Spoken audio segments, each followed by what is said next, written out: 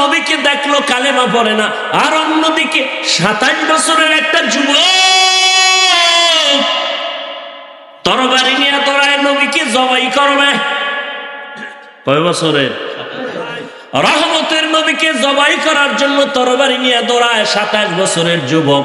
সামনে যাইয়া রহমতের নবীর চেহারাটা দেখিয়া তরবারি ফালায় বলে, নবী মাফ করে দেন, আমাকে কালেমা রশি গলায় লাগায় দেন।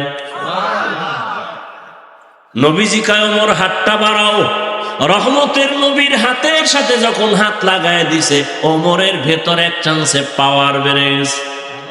27 বছরের ওমর তরবারিটা নিয়ে বাইতুল্লাহর পার্শ্বে হাতিমে কাবায় দাঁড়ায় বলে, এই মক্কার মুশরিক বেঈমানেরা, মুহাম্মদের বিরুদ্ধে কথা বলতে হলে আমার তরবারির সামনে দাঁড়া, মুহাম্মদের প্রয়োজন হবে। এমন পাওয়ার সেই ওমর।